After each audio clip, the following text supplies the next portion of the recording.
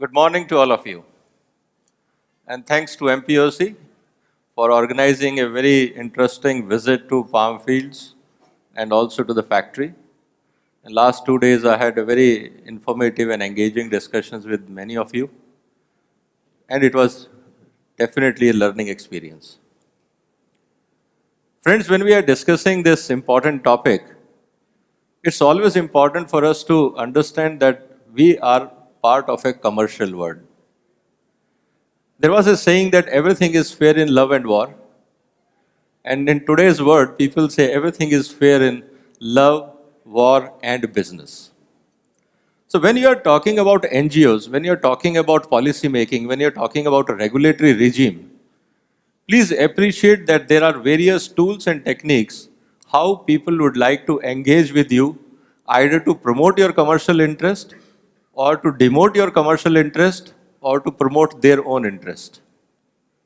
So when we are talking about NGOs, please do not think that they are, in today's world, are someone who is very much dedicated, interested in doing poverty alleviation, elimination of illiteracy, and whole lot of those so-called social cause. Anything and everything in this world today needs resources, needs opinion leaders, needs people, those who can help you in promoting your cause, whether it is a social cause, political cause, business cause, or in any other name, form, or shape. So when we are discussing this issue, I'm going to present some of the facts to you that how people project or try to bring their arguments, what agenda they have. I'm not interested in that. But as a country, as India, which is a developing economy, and we today all talk about one of the fastest economy, growing economy in the world, how it is going to impact us, what is our experience, and for any other country, including Malaysia, how you should be ready to face such challenges, because they will remain forever, because it is their business. They have to continue to do something to remain in existence, to attract funds and attention from various sides. So let's go through and then we'll see how we proceed on this aspect. Most of the information, virtually I will say all the data and whatever you are finding is all from official authentic sources. And all the views which I'm going to discuss here are my personal views, not of any organization which I'm representing. In this presentation, what I'm going to share with you is why developing economies are prime target. Why people are attacking India or any activity in Malaysia or Indonesia or in Pakistan or Bangladesh. Why people target us? Why? It's important for us to understand. Size of NGO sector in India, how big they are. Are there just few couple of them? Those whose names are known to us? Or what is the size? Foreign funded NGOs in India, after all they travel, they stay in 5-star, they fly business class. Who is funding them? After all, from where the money is coming? Somebody is funding. So what are the sources? How it is happening? And how NGOs build their case and generate funding? It's like a business strategy. You are in a business, like earlier presentation, a fantastic presentation was there that you have a business case, come and apply, get the grant. Similarly, there is a fund available for NGOs. They build a case, they apply, they get the grant. And how they do it, we'll briefly discuss that. New issues, because after all, after certain time, I always say the flavor of the month. Nowadays, flavor of the month is sustainability. Very soon you will have a new flavor called animal welfare.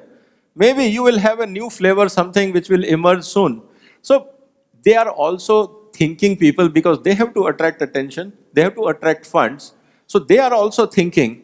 So don't be afraid that tomorrow you will have a new agenda on your table for which you have to handle. So we have to be ready for that. And then, what are the actions taken by Government of India? It can't be let loose in the name of NGOs. There has to be a discipline, there has to be accountability, there has to be a credibility in the system. And then, what is the way forward for palm oil industry? Because you are not only the producer, we are also the consumer.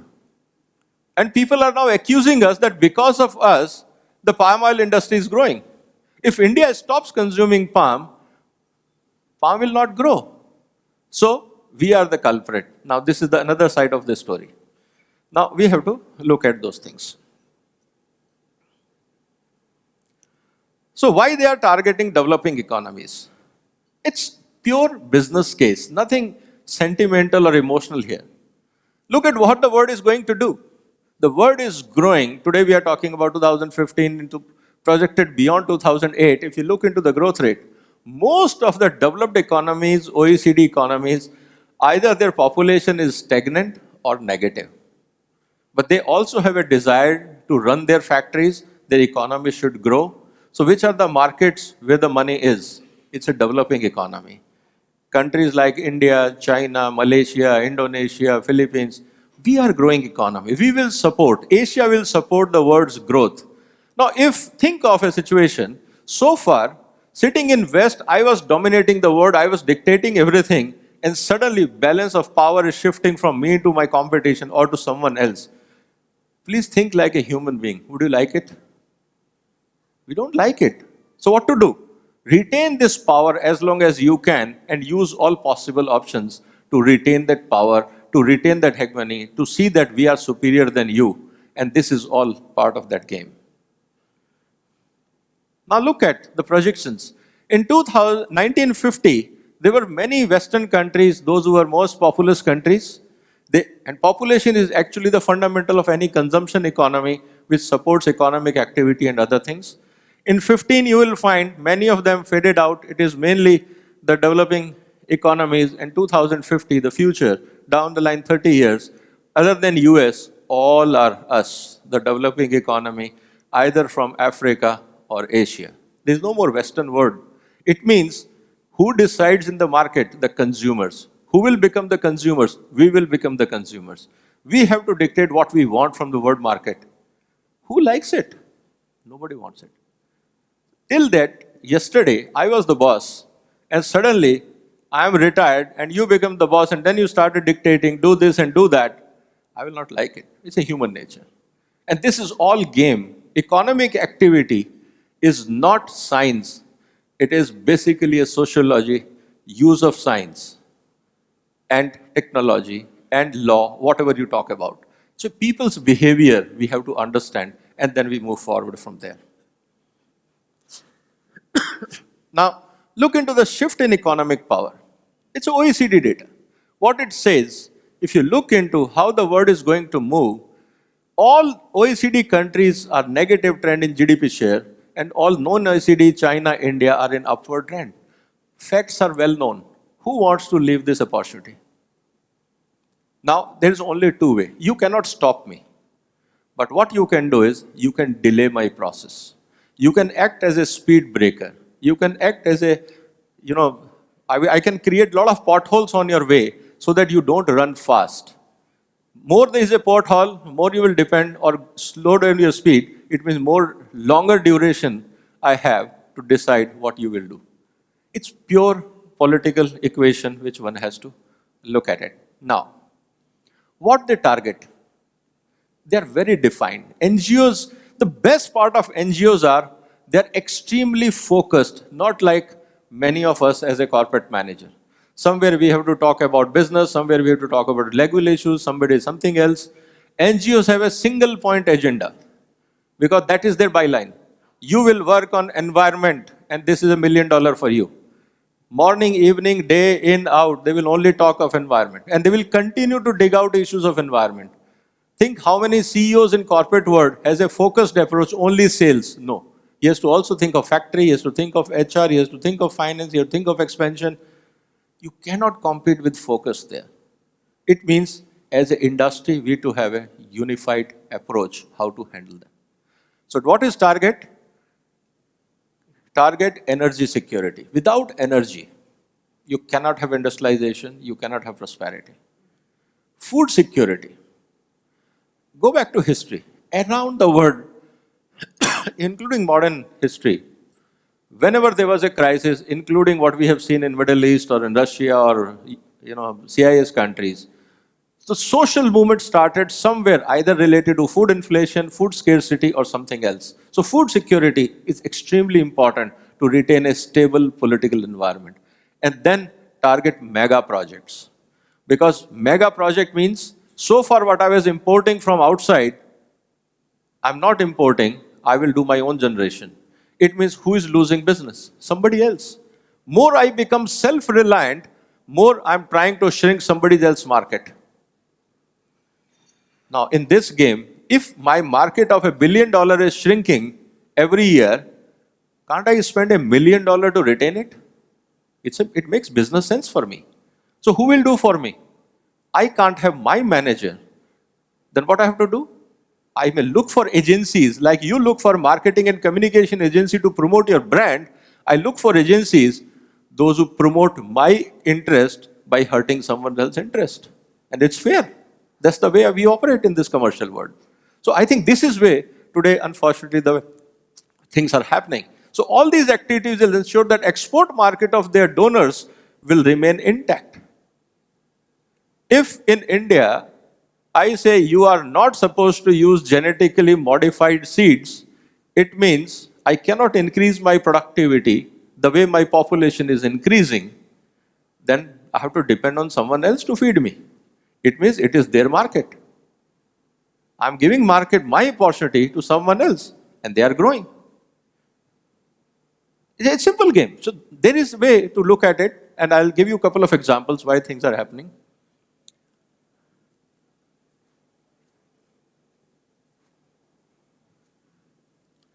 Now, what is the scale of NGOs in India?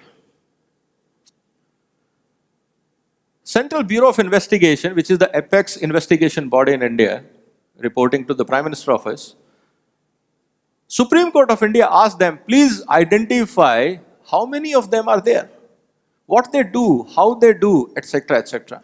So what has happened? CBI disclosed to Supreme Court of India there are 3.1 million NGOs in India, double than the primary school in India. This is the scale of this business. 3.1 million NGOs operate in India, and the schools are only, you can say, 1.5 million.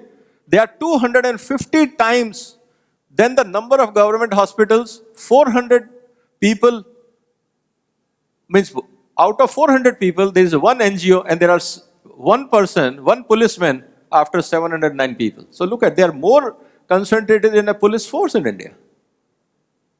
This is the ground reality, and this is disclosed to the Prime Minister of India or the Supreme Court of India. So I'm saying this is all official data here. Who is funding them? After all these NGOs, still, you know what is the ground reality in India? Still there is a poverty. Is there a illiteracy? Is there a health issues? So what they were doing all those years? We have to think about it. Less than 10% of NGOs have compiled with the requirement of submitting balance sheet and income expenditure statement with the Registrar of Societies. Of about 3 million NGOs, only 0.3 has submitted their annual statements. And that's why this is really a cause of concern, from where the money is going, what they are doing, where it is used. How much money came to India? In 14-15, just 3,000 NGOs got $3.3 billion. What is the fund of MPOC for promotion of farm? Think about it. This is where the competition is. Your competitor is having much more resources to devote to defame you, and you don't have a resource to protect your goodwill. Think from that angle. Total funds received from abroad during the last 3 years is something about 510 billion Indian rupees. It's not a small amount. And they are bound to make impact. After all, this money is going somewhere. 80% of funding went to NGOs based in 7 states: Delhi, Andhra, Maharashtra, Kerala, Tamil Nadu, Karnataka, and West Bengal. Please think carefully. These are not poor states of India. These are not underdeveloped states of India. These are the states where the maximum industrial and economic activity happens in India. Can you see the correlation? And this is what we have to read between the lines, why it is happening here. So please note, their primary role is not to work for backward people or backward states. Then, what they do? And look at, There's a substantial increase. Whenever there is a political transition in any country, it's a time to influence the thought, it's the time to influence the policy making systems. And you see sudden action activities, and there's a sudden flow of funds happening in these areas. It's a very well planned game. Are you ready for it? And every country has to be clear that we have to look into how to go about it. Now look at it. NGOs target development projects, nuclear power, uranium mine, coal, hydro, mega industrial project, minings, limestone for cement, GMOs. These are the current agenda which are very well documented and defined by government agencies and submitted the report to the concerned authorities. Take example. I'm giving you a couple of examples to put the case very clearly. Power consumption in India is growing. We are going for industrialization. India is a huge economy. Most of the rural economy needs still power. So per capita consumption of power is a benchmark of developed society or welfare of society. So we have power consumption demand. So what is happening? This is the global mix of power. You have natural gas, coal, petroleum. Now we are talking of renewable, and little bit word is talking about nuclear. So all these renewable is still, if you see, there's a huge thing. And moreover, these are evolving sciences. They are not yet fully established. They are expensive, they are unreliable, and they may not be suitable in every location.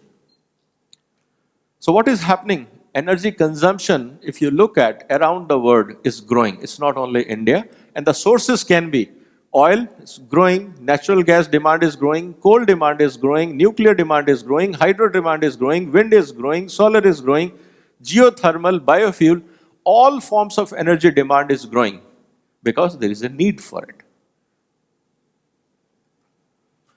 Now look at what energy and nuclear is all about. Around the world, when we are talking of clean energy, the demand for nuclear is going up. Now, the important point is, India should not go nuclear. Everyone is demanding. Everyone is doing it, but you can't do it. One side we talk in clean energy sources, we have a climate summit. We want clean energy, but you cannot use clean energy. You cannot use nuclear. Okay, there can be ideological issues.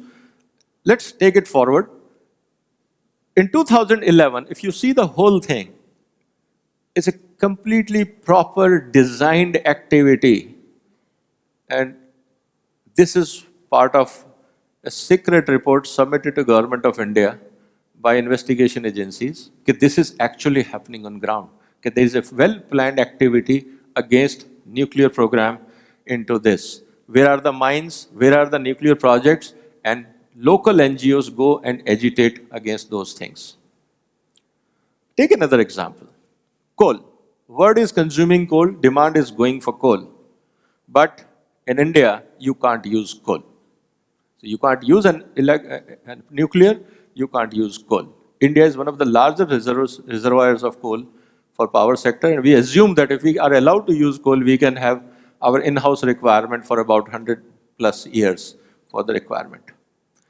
And this is where all mega power projects are targeted. Now, impact will be, if we don't do coal mining, it is hurting the local development, it is hurting the power sector. Our power sectors are we have large number of power projects installed, but they are not working because fuel supply is not lined up. If I'm not taking my mining coal out, then what I have to do? Go back and look at the statistics. India was one of the largest coal importer from the world market. Who is exporting coal to me? Will they like India should become self-sufficient in coal? They don't want it. So what is the best thing? Wherever coal mining happening, stop them, protest them, defame them, whatever you do. How much it costs compared to how much money I make in exporting coal to India? Think about it.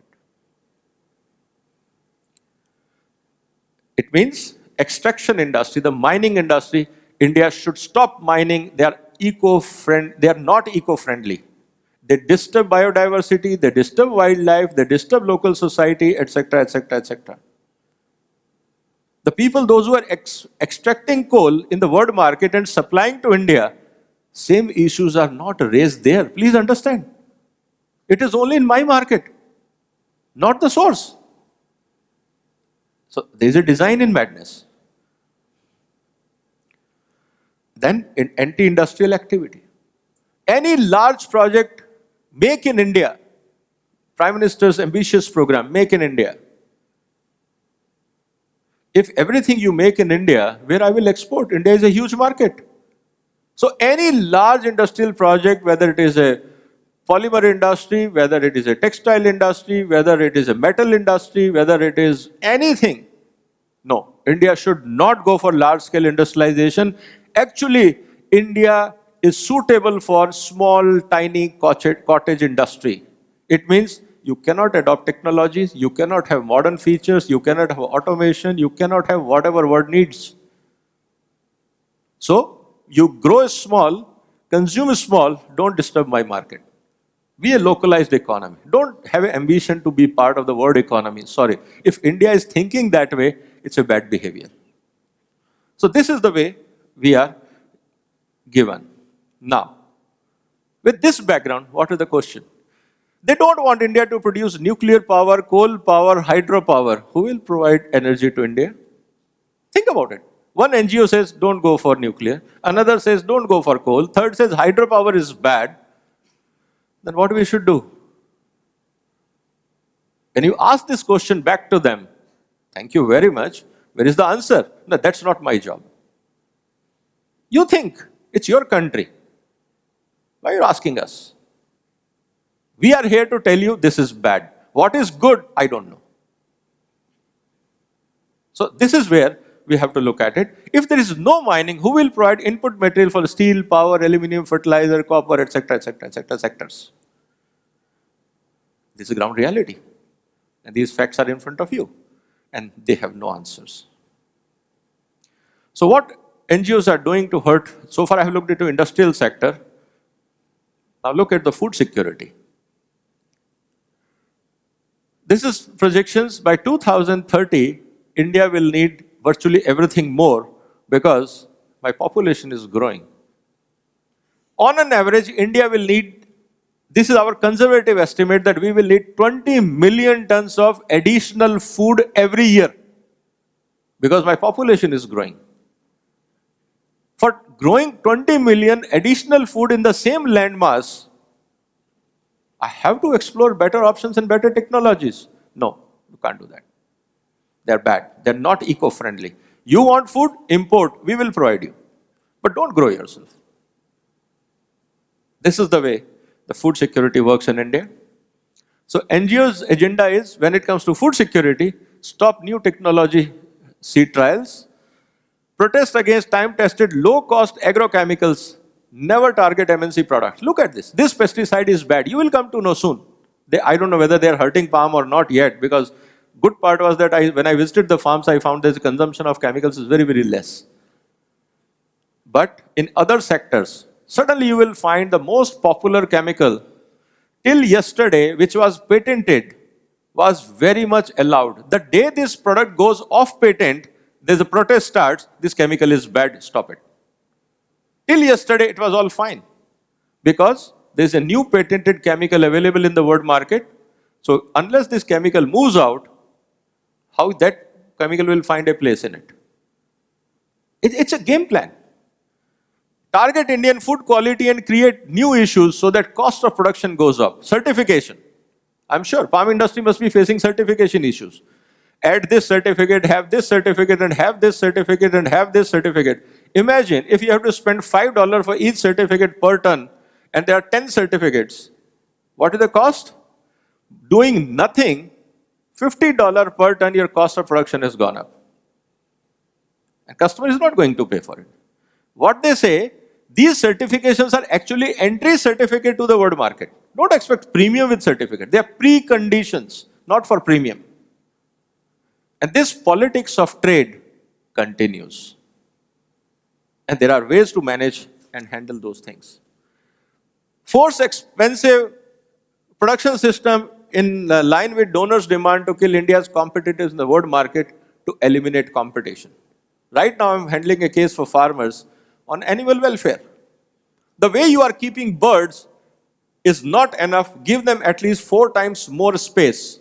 It means if I in the same farm, if I follow their guidelines, my production goes down by 1/3 to 1/4. Not viable. So today I'm exporting eggs or egg powder. Tomorrow I'll start importing. And if you go into detail today, unfortunately I don't have a time, I can give you precise numbers how the cost of production is going to be impacted, where I'm exporting, how that market will survive, and how I'm going to lose. So in order to protect their market, they have to disturb my market. And it's a part of a game plan. And I will not say sorry for that, but I assume that it is a part of their strategy. And create fear psychosis among consumers in the name of food safety, environment, child labor, pollution. So as a consumer generally do not get facts. So they say, no, you are consuming palm, you are consuming this product from India. Be careful, they use child labor. They destroy wildlife, they do this. Are you party to that? As a common man, I feel sorry. I think, am I doing crime? So I should prevent it. It's a human psychology. And minute I reduce my intake, your market shrinks. And somebody else takes over that gap.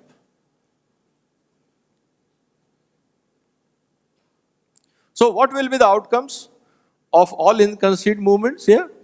India is already importing $23 billion worth of agro products. We are already doing it. If this budget goes to 100 billion, where is the money left in India for development work, education work, healthcare, etc.? Affordable local agriculture technologies will become useless. Agriculture technologies will be imported with IPR and other riders, and export will collapse due to cost escalations. Farmers and consumers both will suffer. This will lead to political unrest. NGOs will get support from their donors to meet the targeted objective. They will meet their business objective. That was their plan. And then this is the bare business model. They are not bothered about local constraints of developing economies and other pressing priorities. So how they operate? Now this is also, you have to be very careful when you are looking at it.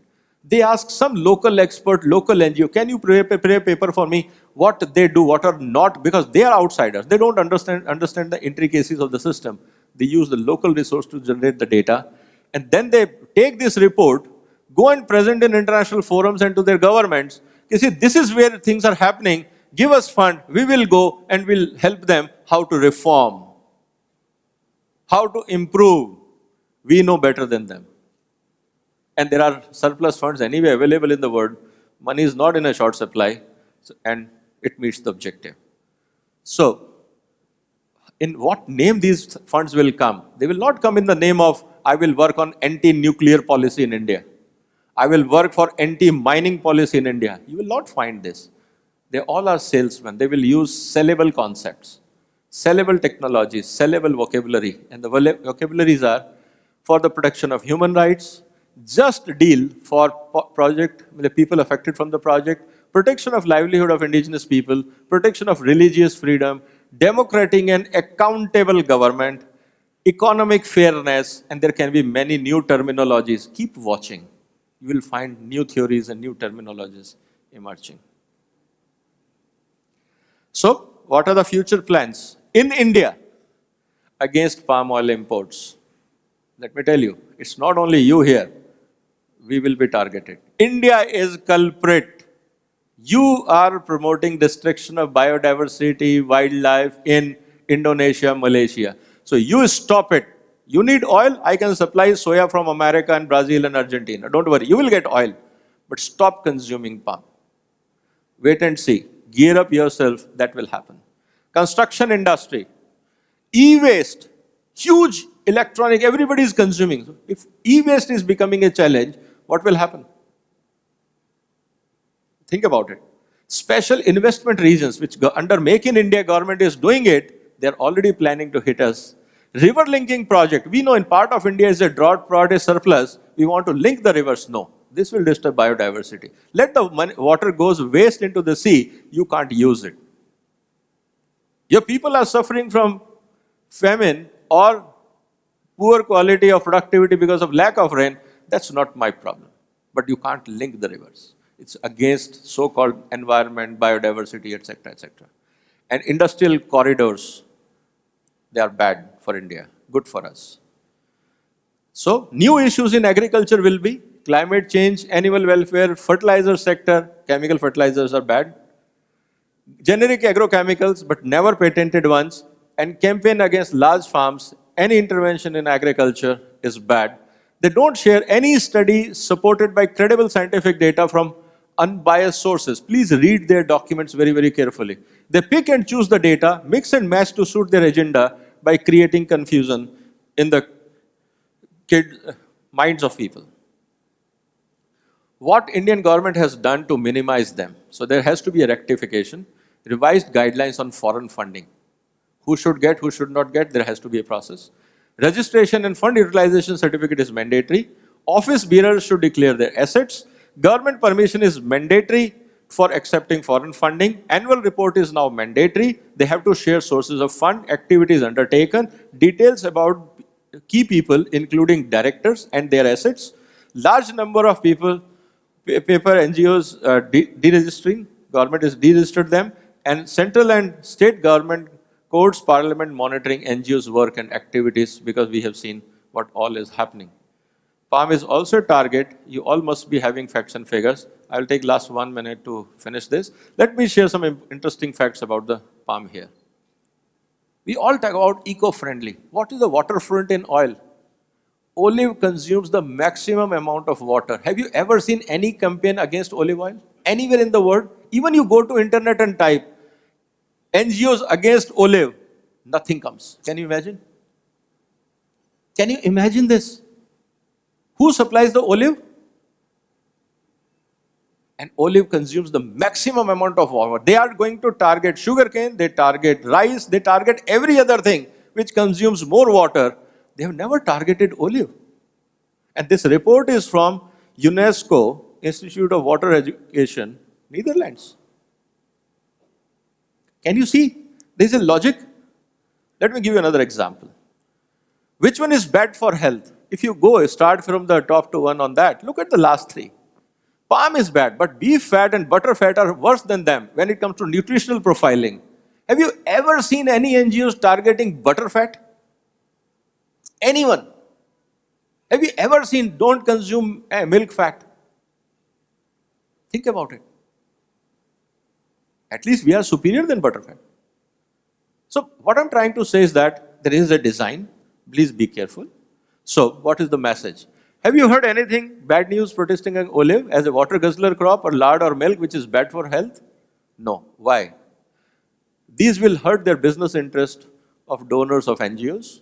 And why they should destroy their own commercial interest, obviously, one has to be very careful. Now, why things are becoming complicated for you? Look at two important points. 1985 around and then 2005-06 around. These are the time when palm industry challenged the status quo of the world oil business. You were small, you were not a threat. Today, you are actually a threat for my business interest, so I have to fix you.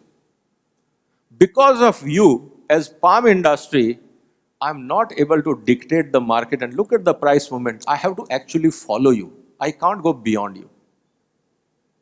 So what palm has done, palm has actually becoming a reference point for the world oil pricing system.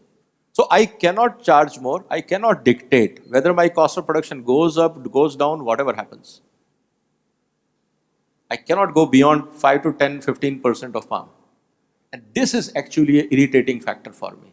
So if palm will be reduced, I have a more play, more say in the market. And that is what my business interest is all about. First, they targeted, look at this, in India, mustard. When soya came to India, the first target is mustard is bad for health. Large number of reports emerged in public space. Why mustard is bad? Mustard is non-edible grade. It contains pungency. It is a uric acid and this and that. Everything is bad. People were educated. You are actually consuming a bad oil. Good oil is soya oil. And go back again on the internet and look at the research. Is uric acid bad? No conclusive evidence. Then why you made noise of it?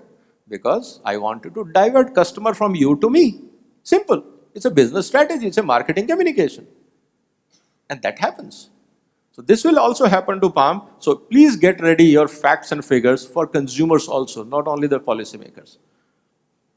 So what is the way forward? I'm sure you have fantastic information, huge database. You must have done a lot of work. But I have, as my own experience, I would like to say some very fundamental issues. Please ask them what is the source of data. When somebody says Palm is bad, source of data. So we have done a study. Who are you? Any independent source? You have to be very assertive and clear. Don't be defensive. It's a marketing game. You have to be very clear on that. Request to palm oil industry, your competition is focused, filled with resources. You have to think how to counter it. This will not stop. Please understand this. This will continue. It's a part of the game. So, India is the largest market for you. Protect it by educating people, not by simply saying we are good. You have to do a lot of action on ground in India, because yesterday when I was sitting there, I was tweeting, and one NGO representative wrote, Mr. Sardana, you're writing about palm, it is good, but you know it is bad for environment. So I says, thank you very much. Can you send me the reference? You know, I actually wrote on that. He communicated to me. I wrote a piece on that why palm is bad. I says, I would like to read that paper. Can you please send me the link? Till now, I'm waiting for that link. When I want to go into the facts, what was the source of information? I said, I would like to investigate the source of information. Since yesterday, I'm waiting for the link which he wrote. Because he knows also in India that when I write, I go into details. So this is communication issue when one has to look at. All stakeholders must develop a focused policy action plan to project facts to the consumers and develop an effective communication strategy. You have to be very, it's a pure warfare on communication strategy, and with social media coming up, it will become much more intense. Because every website, every Facebook page is a channel in its own. You have to think very, very constructively. If you need any help, I'll be more than happy to share my experiences. So I wish you all the best. It's open for discussion. And thank you very much for inviting me.